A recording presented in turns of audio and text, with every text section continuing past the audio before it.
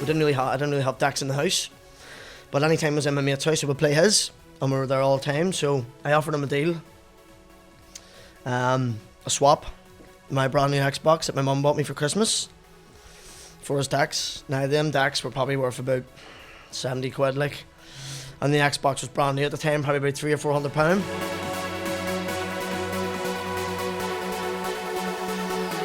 There was a turning point, man. I was working as a cleaner, and this was literally just after I'd done the remix for Bram. I asked my mum, I was going to leave my job, and I asked my mum to put me up, like financially, for 6 months. And I said to her, if I don't get a job or make progress, send an agency within these 6 months, I will give it up.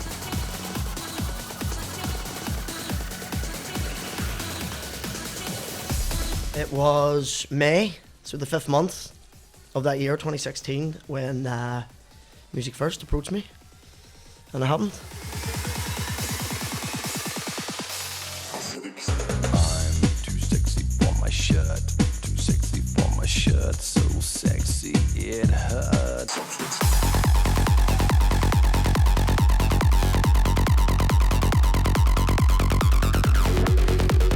My name is Viktor Kidson, and you just watched Shugz Guns. My name is Viktor Kidson, and I'm here in Sydney with Chris Tuffer, also known as Shugz. Yeah. How you doing today? I'm good, man, yeah. Very tired. Jet lag has me a bit, but yeah, excited for this. Cups of coffee and Red Bull up and kicking in, so excited to have a conversation with you. A bit nervous.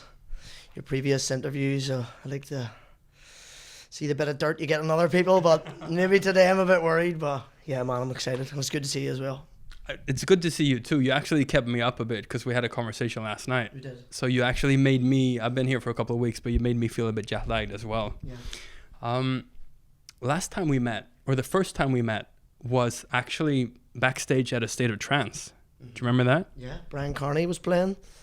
He was debuting one of my tracks that night in product, and brought me on stage. I think you actually got the video, didn't you? I did.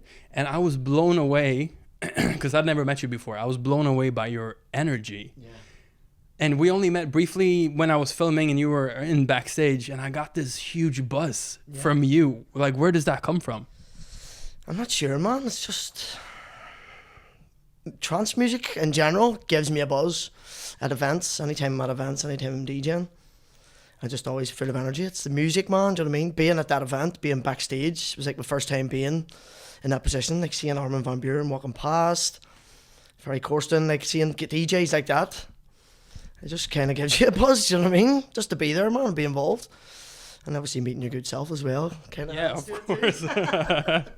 And I hear that Brian has actually meant a lot to your career as well. Brian has single-handedly, I think, instigated the beginning of my career. He gave me an opportunity to remix one of his tracks. We spoke about this last night, Mexican Rave. That was the turning point. He sent me an email. He was a fan of one of the tracks I'd done before, the Doppler Effect, Beauty Hides in the Deep. And I was in my old job, working as a cleaner, on my break, and he sent me an email. And it was just like, big fan of the track. Would you like to do a remix for me of Mexican Rave? It was for a show, I think it was FSOE 300. And he wanted to debut it at the show. I actually thought it was one of my mates taking the piss.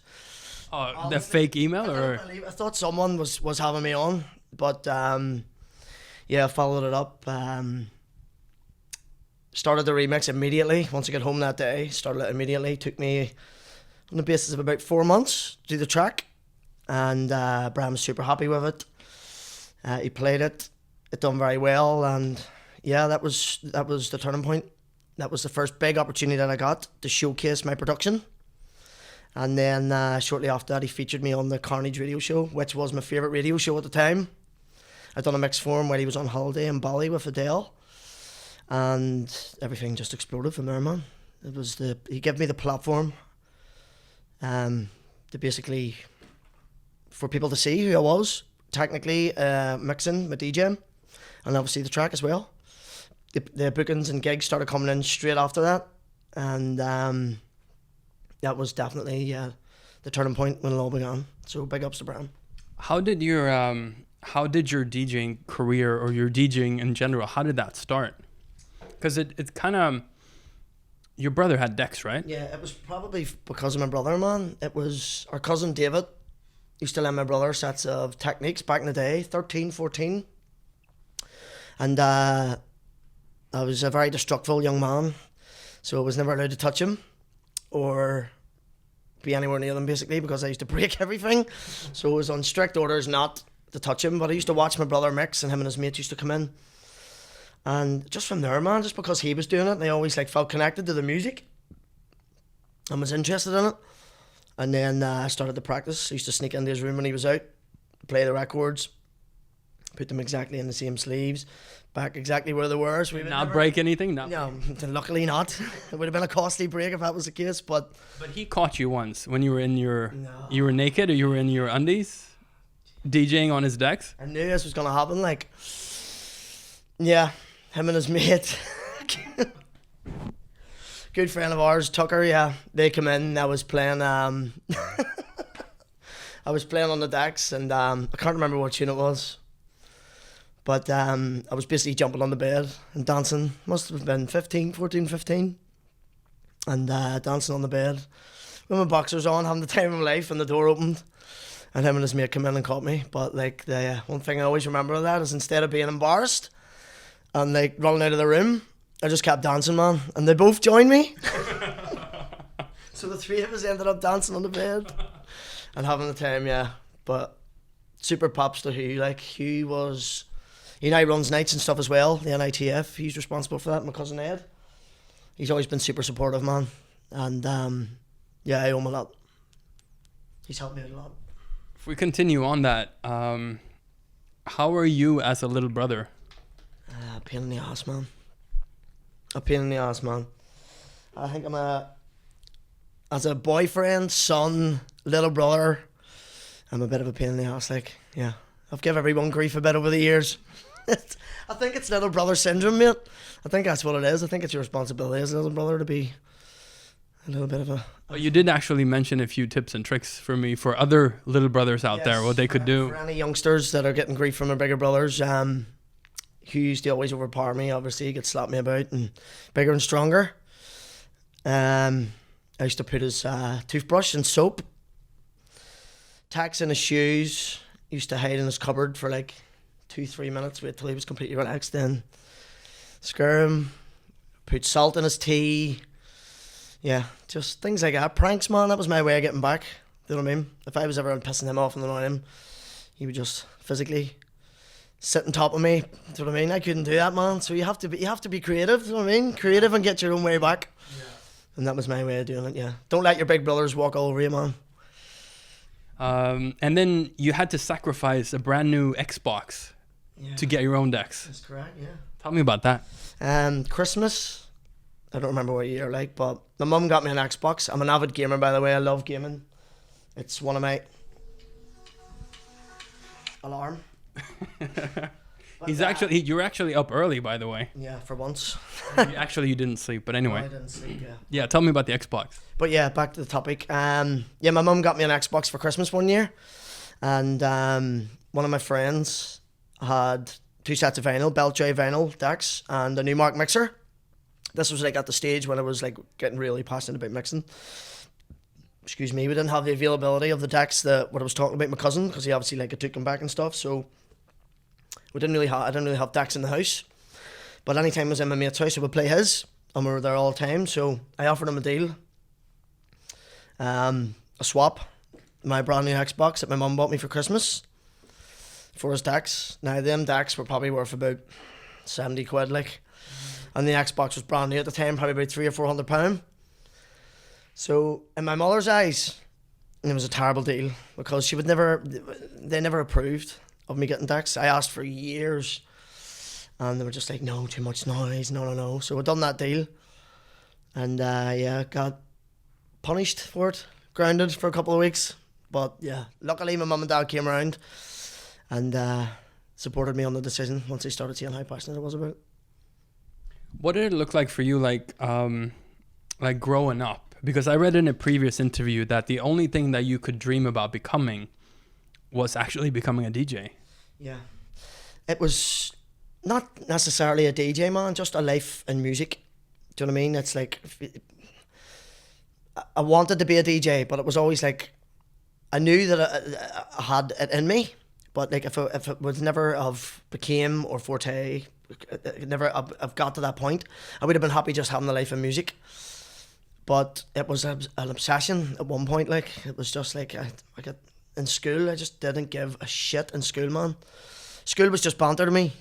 Like, I never took grades seriously. I don't have a qualification to my name, because I always knew that, like, I wanted to have a life in music, and I was always going to pursue that.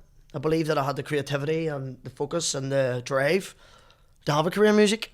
So school was like, it was never, I just never took it serious. And for years, my mum and dad, like, I used to get grief because they just didn't see that outlook the way that I did.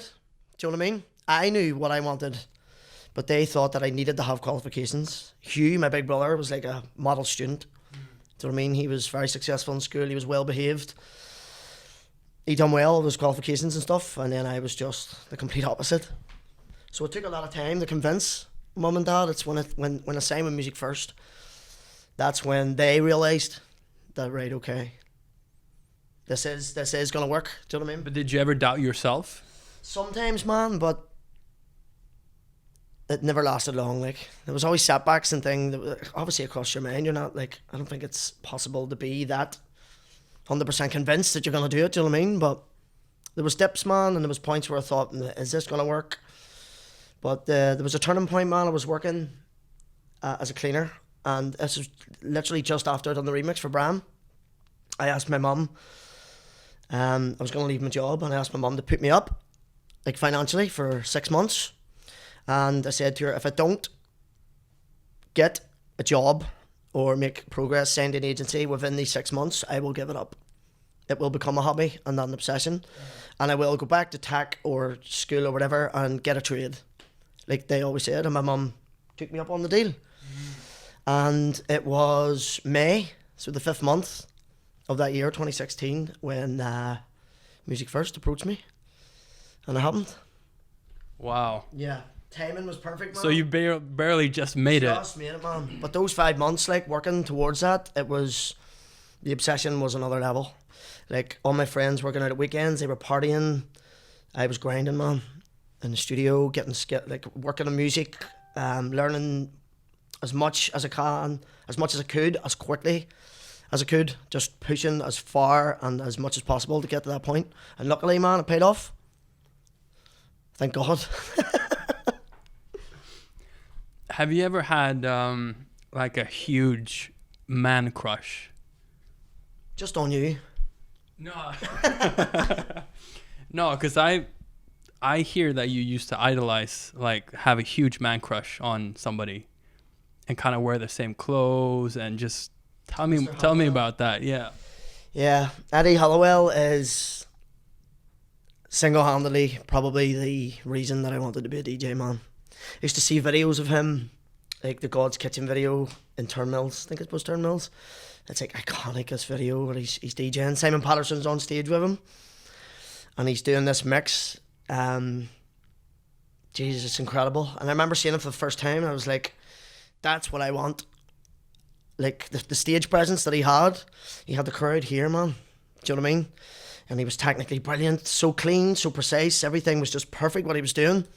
He looked in control, he was enjoying himself, and the music was perfect. So that's like what started it for me. I want that.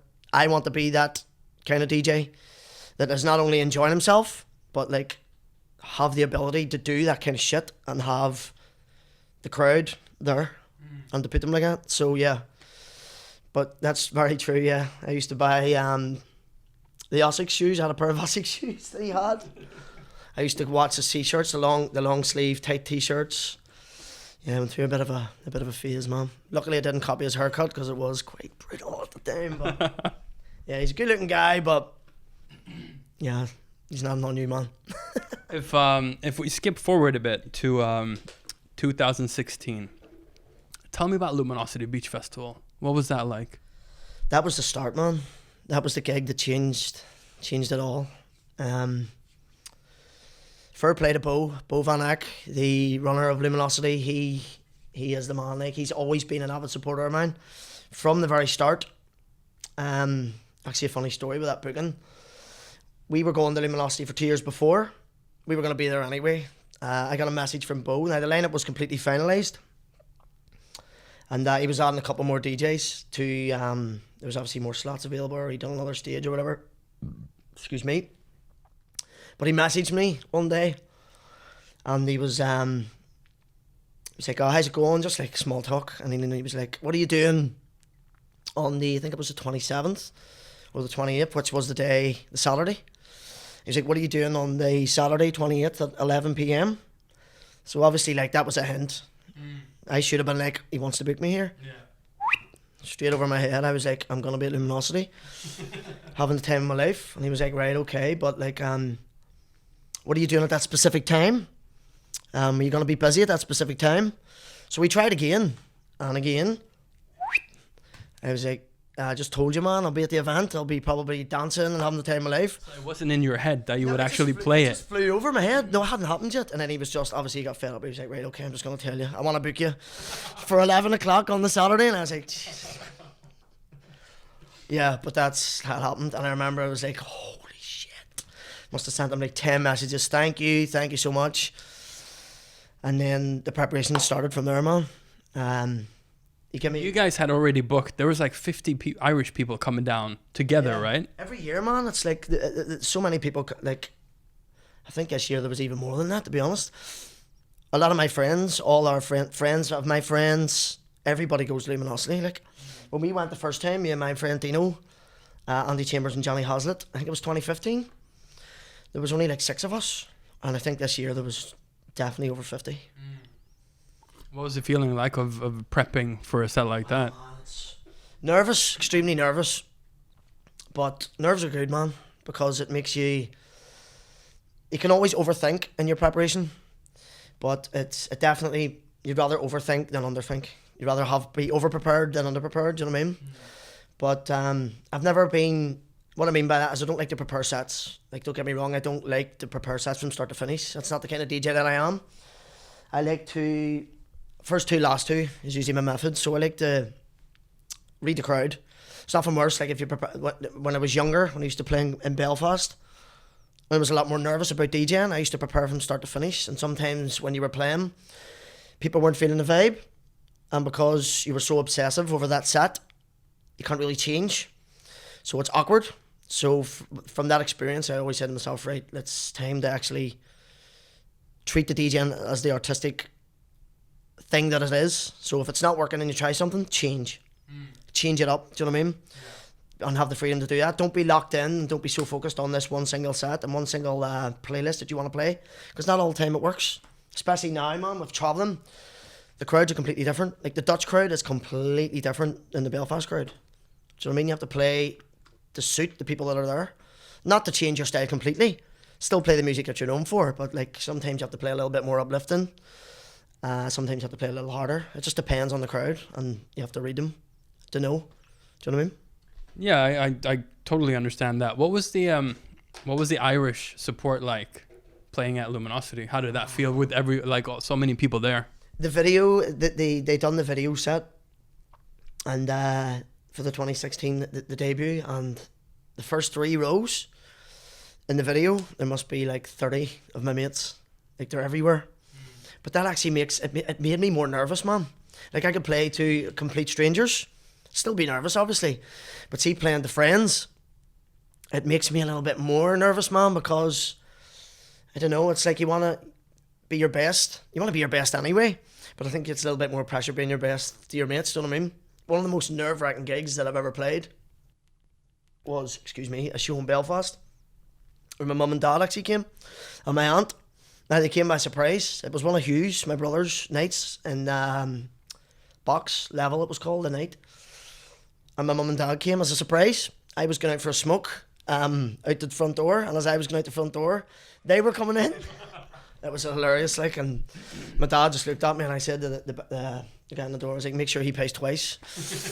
And there was like, fucking, very well kept secret, like. And my mum and my aunt were back behind stage when I was playing.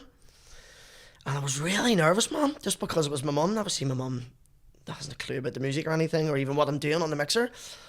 But it's just because she was there. I wanted to be the absolute best that I could be. Do you know what I mean? And it's the same kind of feeling with your friends. It's a lot easier to play to strangers than it is to play to family and friends.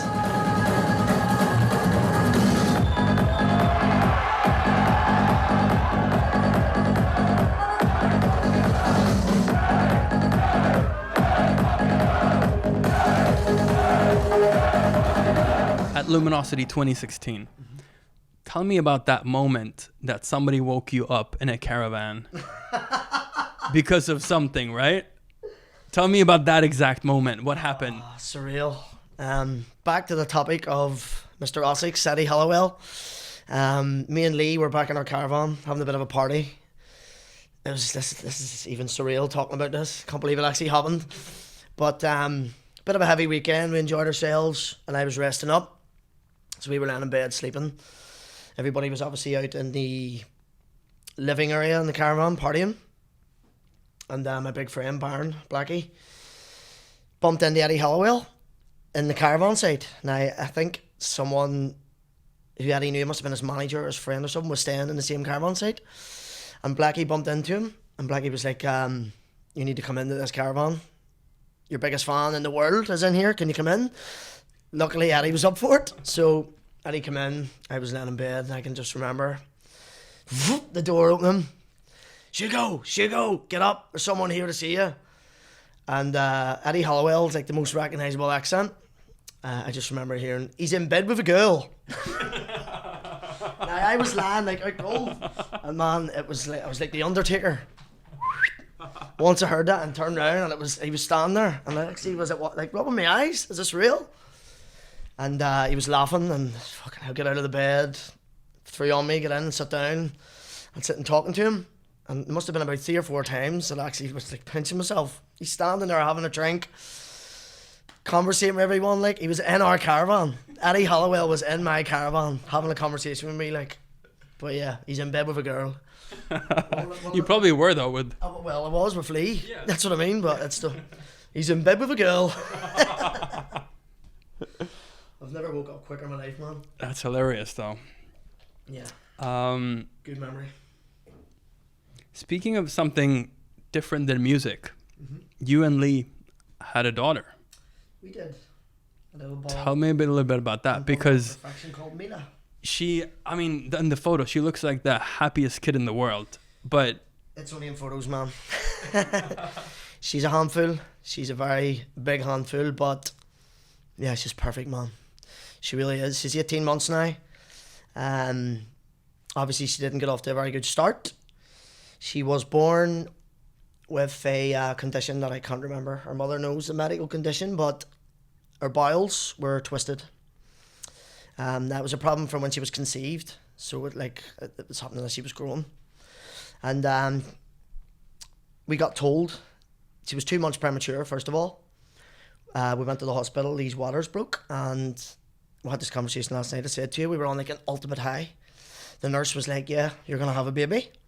So we were like super excited and buzzing.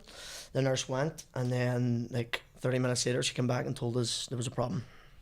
So the high went to an immediate low, almost like instantly. And we were told 3 things.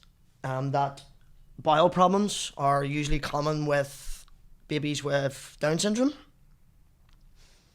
cystic fibrosis, or it could be just a twisted bowel. So being told that after just finding out that our baby's coming it crushed us, man. Don't get me wrong, it wouldn't have changed anything, but it was just the worry. Do you know what I mean? It was like almost like we had to prepare ourselves for the worst. Luckily, thank God, that it was just the twisted bowel, which was the best option of the 3. And Lee had Mila, had the baby, and basically straight away they had to do an operation. So the bowel was so bad that, if you can imagine like a tube, that it's twisted, it gets so tight, nothing can pass through.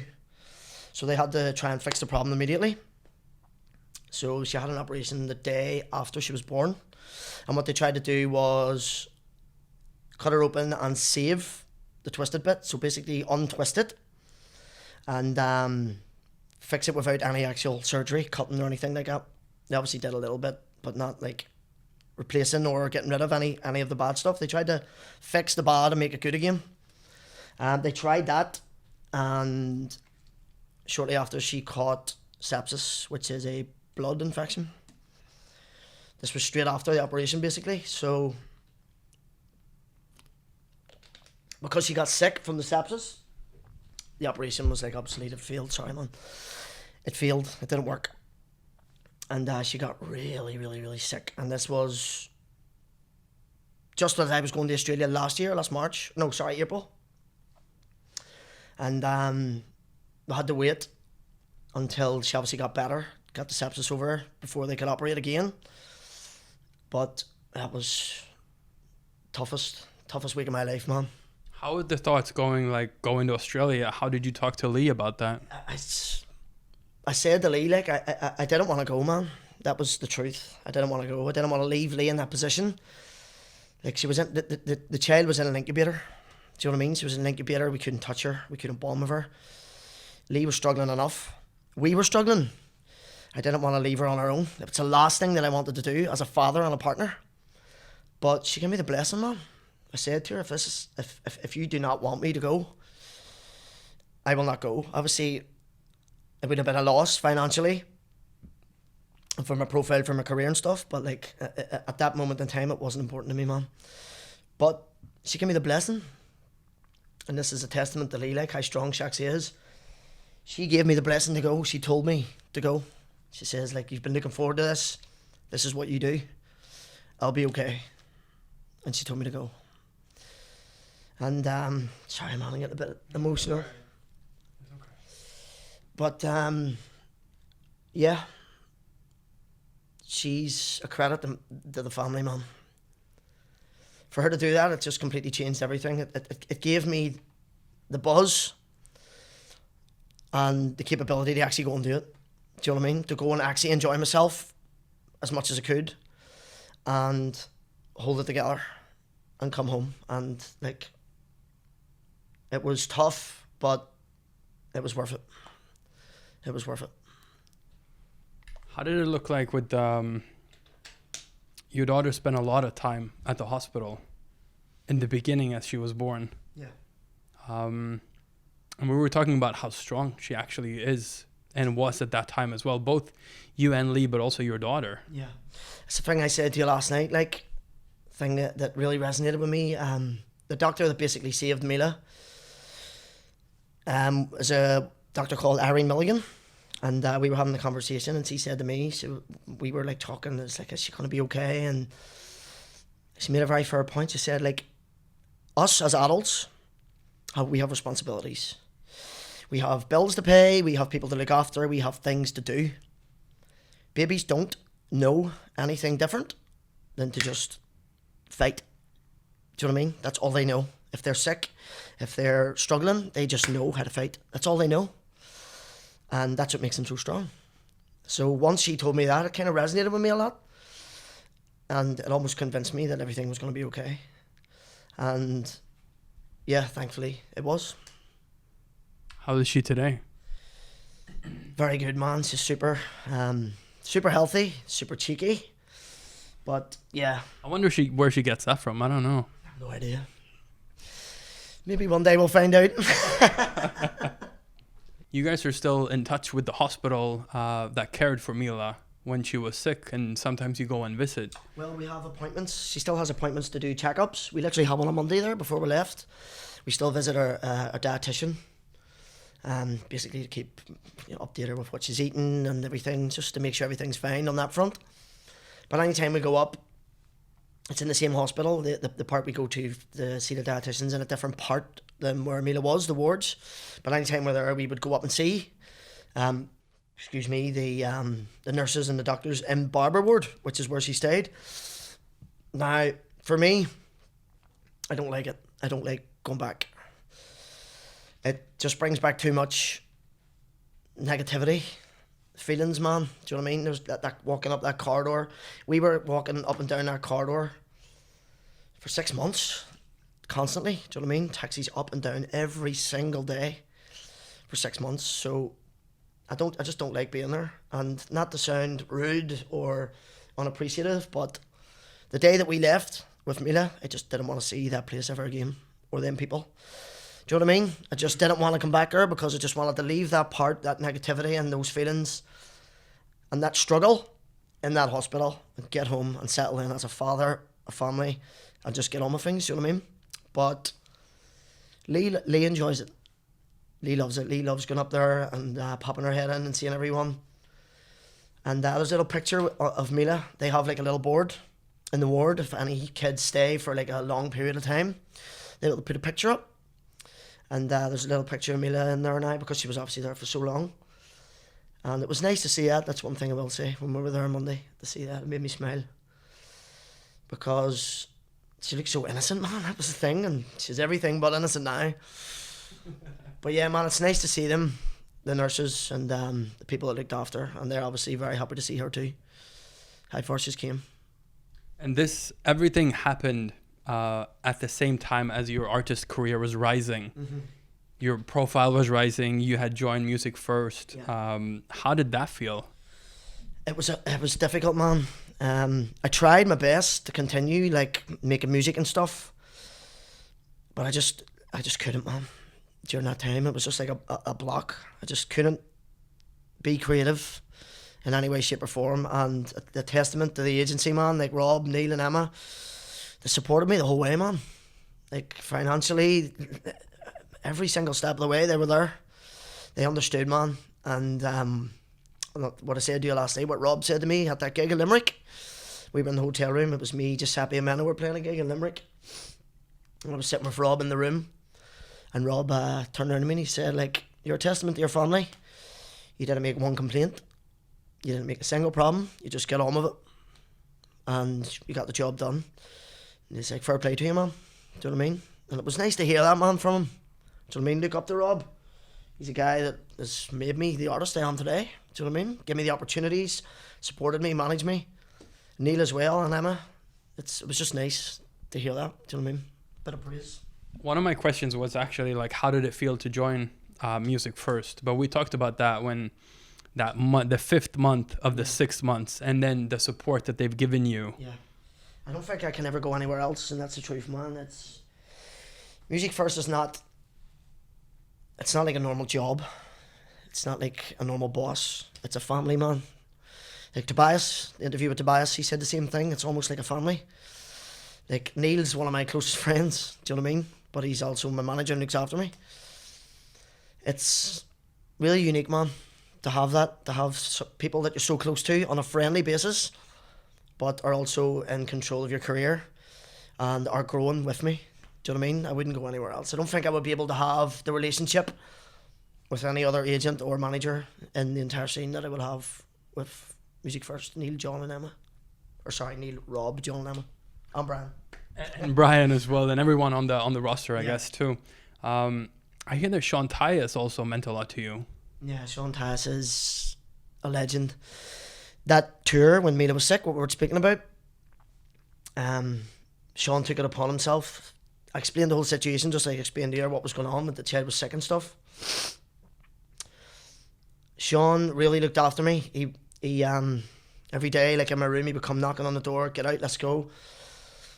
Go to the gym, let's go and have some food. He didn't leave me on my own to overthink. Do you know what I mean? Like, get really caught up in my thoughts, and he was like almost like a father figure, man. He took it upon himself, and I'll always respect him for that. I'll always be on his step, man. For that, he really helped me, man, big time. Everybody did that whole tour. Simon, John, Schneider. It was good to have them around me, man, because I don't think I would have been able to cope on my own. If that would have been a tour, I was away for almost 2 weeks. If I would have been on my own, that would have been a big struggle, man. It was a struggle anyway, like, it was hard, but there was still good moments and good memories from that tour. Do you know what I mean? Because of those guys, so fair play to them all. I wanted to ask you about your Irish manager, Jill. But I saw that she's been referring to you as a melter. online? Was it Melter? Yeah, a melter is What does that mean? someone who, like the little brother thing, just annoying, man. Someone who's annoying. You're a melter, basically. Someone who melt your head is the term. All right, I if see. I'm melting your head, I'm doing your head in. I'm pissing you off. I'm annoying you. But yeah, Jill can call me a melter, but she is Queen Melter. Like she practice what you preach. Yeah. But yeah, Jill is a very close friend now, man. I've knew Jill a short amount of time, just over a year, and just became one of my closest friends. Supports my family. Yeah, she's an amazing woman. She's given me so much opportunities to grow my profile in Ireland. It was Rob and Neil's idea to bring her on, because she has a different angle, and the way that they do things, the way that she does things is a little bit different. And it's been nothing but successful, man. Like, my profile in Northern Ireland has quadrupled in the last year, and that's down to Jill helped me. She runs a lot of brands in Northern Ireland. She's one of the most notorious, her brand's called Notorious, but she's notorious at throwing parties, like the Subculture S13 party, the Subculture this year, and the SSE.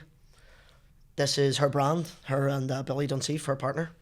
So she's like the in person to work with for the bit large scale parties, and she now manages me. So to have that relationship with her, the promoter and manager, it's beneficial. Do you know what I mean? Because I can get more opportunities. But yeah, she's an amazing woman, and I love her. But make sure you edit that bit out. Tell me about your own brand, Kill Your Idols. Tell me a bit more about that. It's not actually my brand, it's Jill's brand, but we're working together on it. Jill's idea, wanted to do something completely different, and I've a lot of idols in the scene.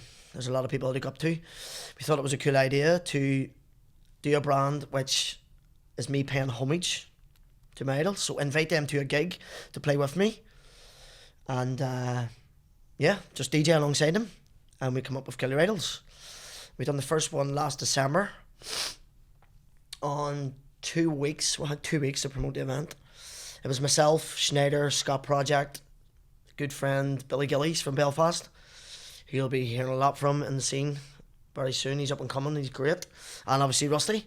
That was the first lineup, and we sold it out, man, in 2 weeks. Right. And that weekend of the event, Brian was playing in the Coach, and Will Atkinson was playing in Lush. So that's like me as my profile. I'm like well below those guys. So it was risky, man. But we sold it out. 2,500 people. And it was unbelievable. Sharing the stage with Scott Project. Scott Project played Thunder and Parties. And me and Rusty either side. Frank was behind the decks, and I was on the left side, and Rusty was on the right side. And the three of us were just dancing, man, and the whole crowd was going nuts. It was incredible. It was an incredible night. Unbelievable.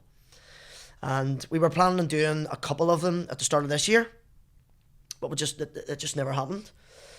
And I actually think it's a good thing, because the hype got so much bigger because we weren't doing them. Like, I was getting messages, man, all year. When's the next one? When's the next one? And we've obviously just announced 2 more. The Halloween show with myself, Will Atkinson, John Askew, me and Rusty, and I'm playing a warm-up set. So, yeah. Another set. Oh, Sean Tass as well. I can't forget. Almost forgot about him there. Jesus Christ. But yeah, another 3 massive idols of mine. Do you know what I mean? I love their music, love their styles. And they're good friends as well, man. It's an amazing concept. It really is. It's unique. And it's just class to be able to do it. Invite people who I look up to come and play in Belfast, which is the hottest spot in Europe right now for trance, and smash these parties, man, and have a good time and party. It's class.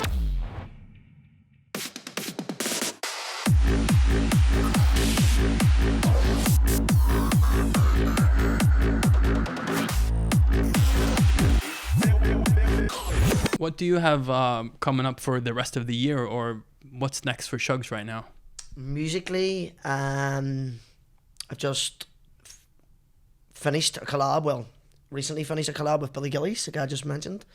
It's coming out on After Dark, October, Schneider's label.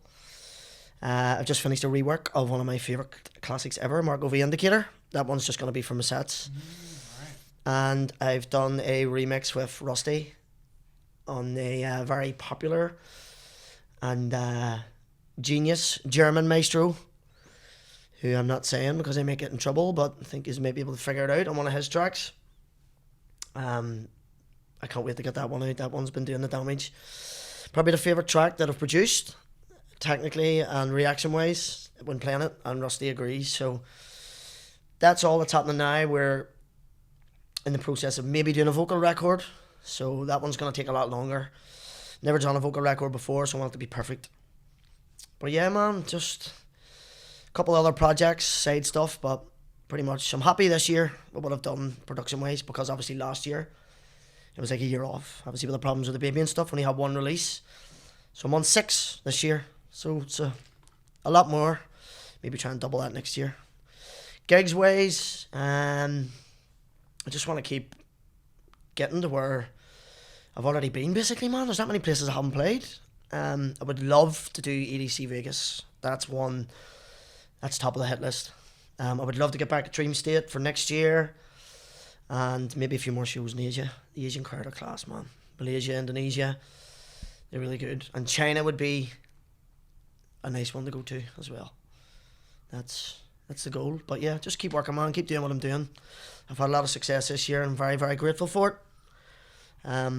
Feel like I'm making the best music that I've ever made, and playing the best sets that I can play. Just want to continue doing that, continue to be the best that I can be, and see where it goes, see what happens. What's coming up for the Shugz family wise?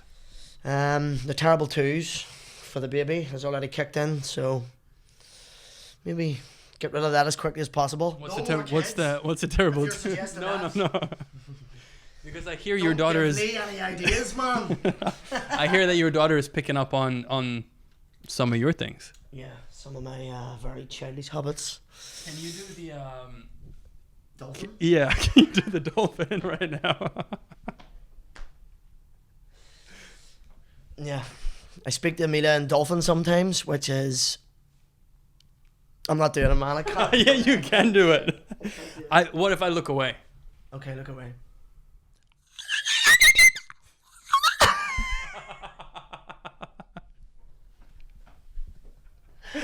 Yeah, when it's just a joke. It's more than oily, to be honest. Doing shit like that. But she's picking up on this, right? But yeah, she copies me, man. She screams, does it straight back. It's yeah.